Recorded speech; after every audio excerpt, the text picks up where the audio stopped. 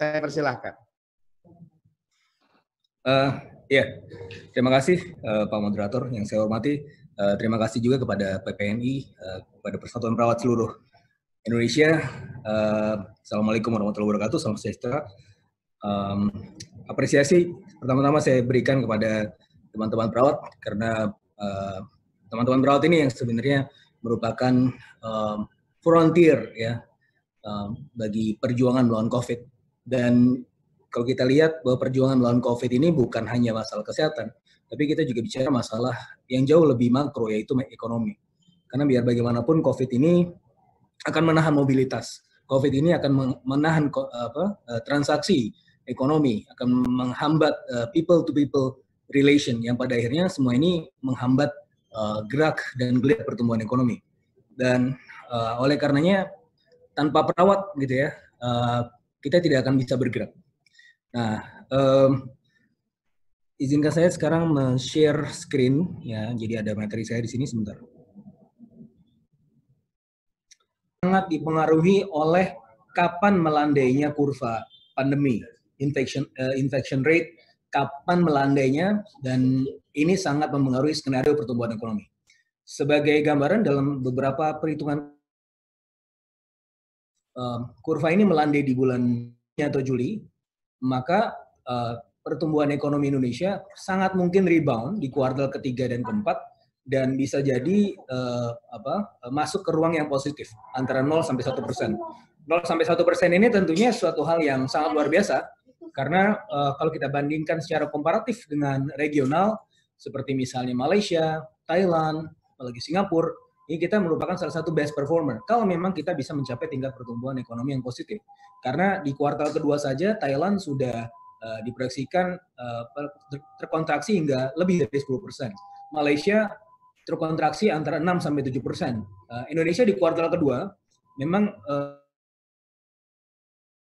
kemungkinan kita menghindar dari resesi kalau kita bisa melompat gitu ya di kuartal ketiga dan keempat. Nah, lompatan di kuartal ketiga dan keempat ini sangat-sangat tergantung pada, sekali lagi, kapan pandeminya ini bisa flat. Tentu kalau kita bicara belum ada obatnya, jadi itu tidak akan bisa dihilangkan 100%. Tetapi mengenai prinsip epidemiologi, maka kapan kurvanya itu bisa flat? Nah, antara Juni atau Juli, tadi kita masih bisa punya positif, tetapi kalau misalnya ini bisa lewat dari September, itu akan mulai memasuki wilayah pertumbuhan ekonomi negatif. Jadi kalau kita lihat trace dari September itu kalau misalnya lebih dari September itu belum flat juga, itu bisa sampai minus 4%. Gitu. Jadi ya range-nya sangat besar. Meskipun demikian tentunya ada referensi dari senior saya Pak Khatib Basri. Kalau kita melihat atau mencoba memforecast atau ekonom yang mencoba memforecast pertumbuhan ekonomi atau indikator-indikator makroekonomi di saat COVID-19, in the time of COVID-19, ini artinya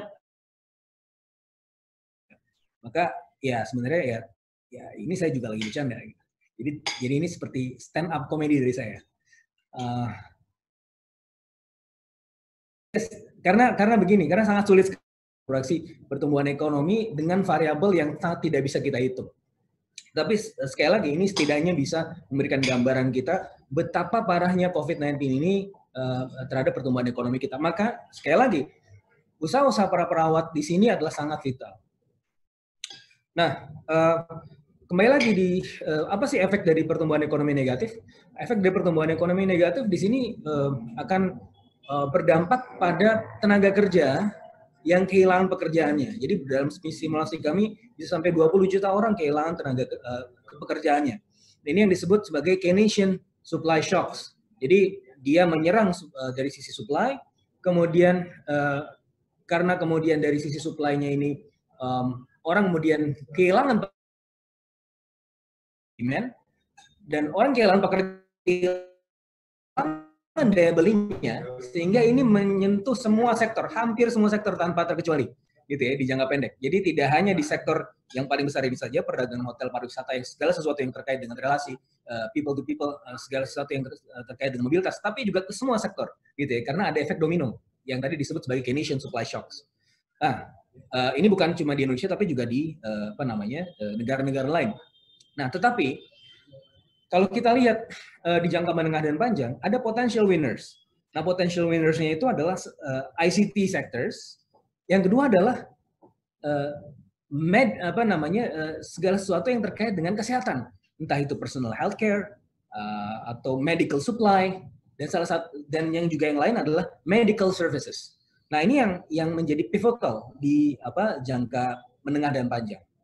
Nah, kalau kita lihat lagi di sini ya, dalam beberapa skenario kami, kalau misalnya gitu ya di in time of COVID mobility terhambat, ya, maka untuk bisa melompat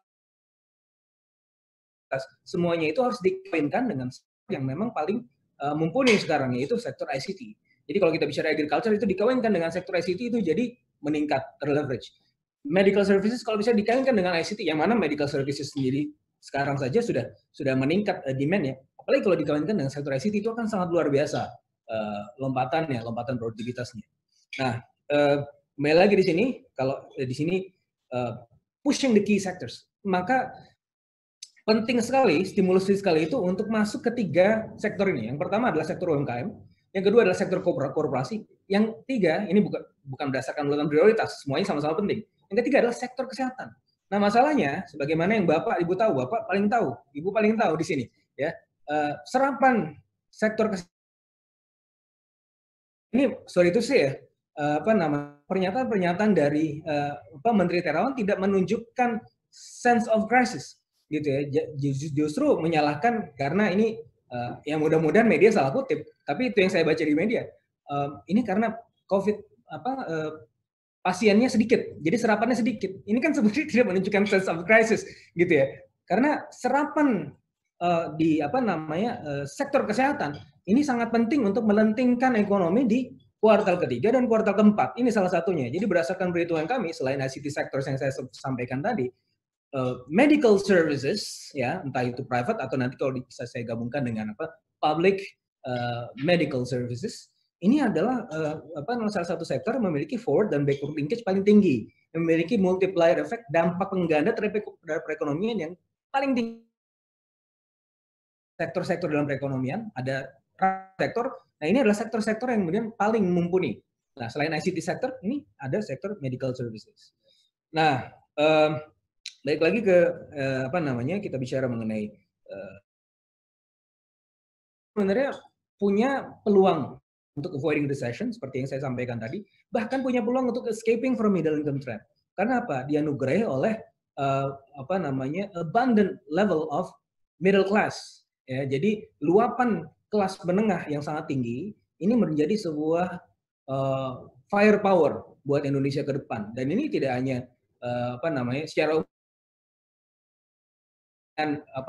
middle class yang aware terhadap kesehatan, maka medical services sangat-sangat pivotal sebagaimana yang saya sampaikan tadi. Nah, cuma memang kalau aktivitas dari labor, ini labor umum ya, kita lagging behind. Nah, kalau dibandingkan dengan peer group di ASEAN, ini pertumbuhan produktivitas Indonesia itu nomor 2 paling rendah. Ya, bukan productivity level, tapi pertumbuhan produktivitas itu paling rendah nomor 2 di ASEAN. Nah, ini adalah salah satu constraint kita untuk kemudian menangkap peluang investasi. Salah satu sebenarnya peluangnya apa yang disampaikan oleh Trump lewat Pak Luhut kemarin, ketika Pak Luhut bilang bahwa akan ada potensi relokasi pabrik farmasi dari mereka kan sekarang punya di China, mau direlokasikan ke sangat signifikan. Lagi-lagi kita bicara mengenai masalah yang jauh lebih fundamental, yaitu masalah produktivitas yang memang sangat rendah.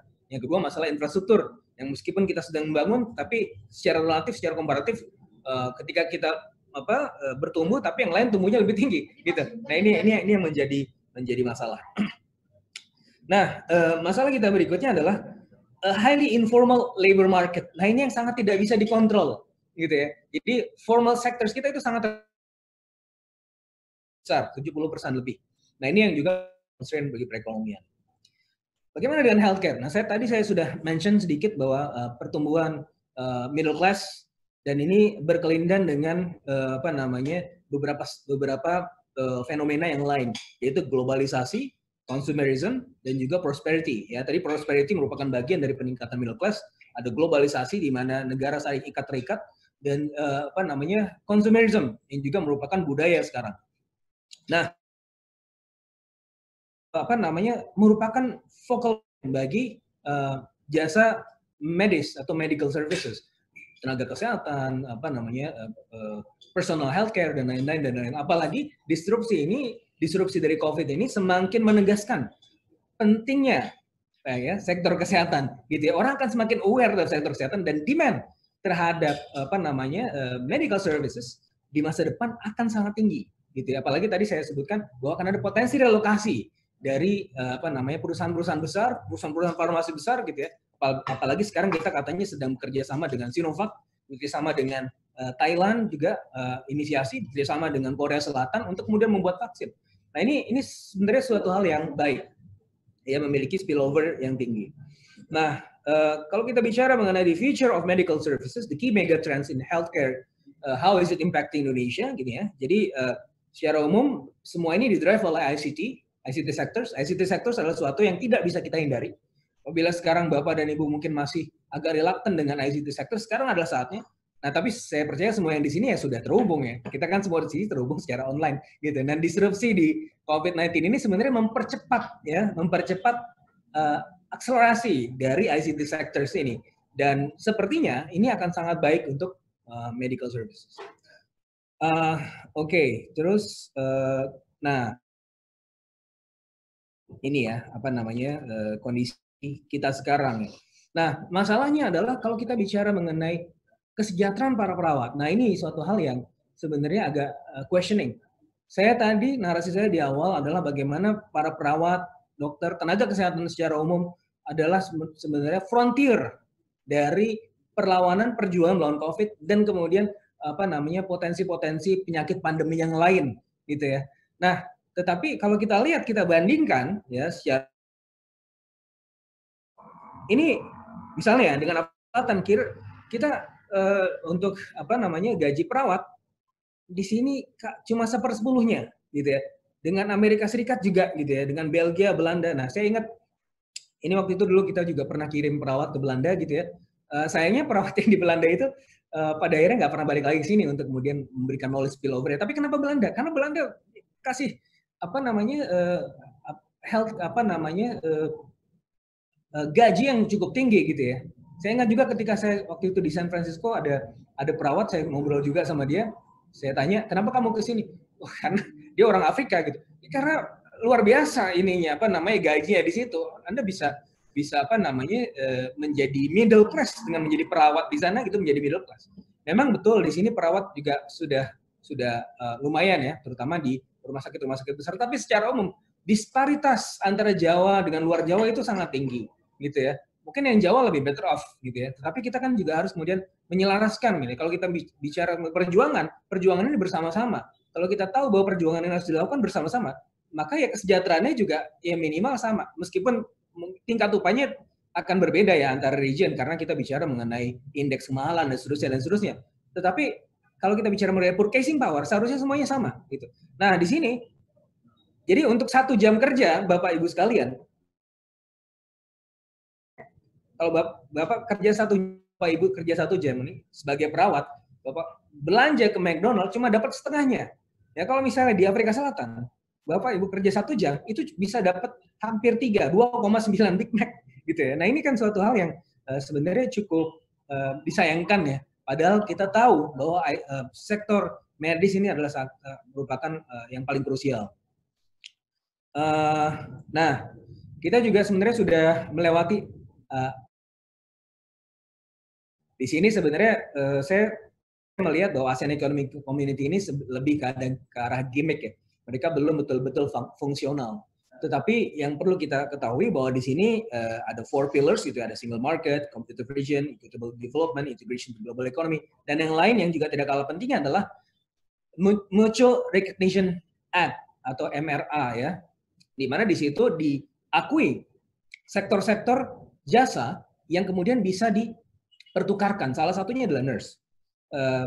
Dan kedua adalah dokter. Jadi ya ini penting ya. Jadi kalau dari 8 ada 2 yang diambil di sini, berarti kan kita bicara mengenai sektor kesehatan yang memang betul-betul krusial. Nah, jadi tetapi sekali lagi kalau kita meminta sesuatu tentunya kita harus juga ada kompensasinya.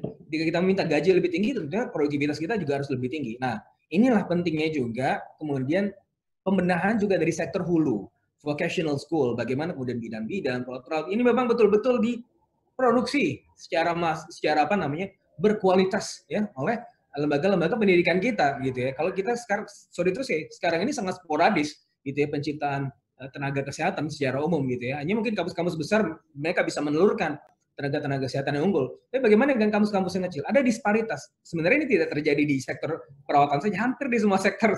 Kalau kita bicara university level, ya saya lalu apa namanya? Oh kita kok kalah sama UGM, oh kita kok disalib sama ini, disalib sama itu gitu.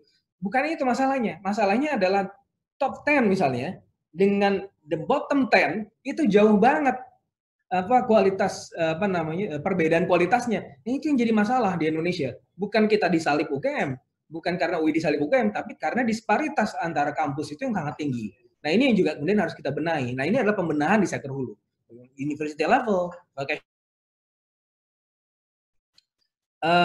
Oke, rasa saya sudah banyak ngibul di sini. Ya, mudah-mudahan Bapak Ibu bisa percaya. Ya kalau enggak ya saya sebenarnya sedang ngibul aja. Kalau misalnya mau tahu kibulan saya lebih lanjut, ini ada 2 buku saya, Trade Strategy in East Asia dan Globalization, Productivity and Production Networks in ASEAN yang terkait dengan sektor ketenagakerjaan secara umum. Terima kasih Bapak Ibu sekalian. Salam hormat. Assalamualaikum warahmatullahi wabarakatuh. Waalaikumsalam warahmatullahi wabarakatuh. Terima kasih Pak Fitra, luar biasa ini.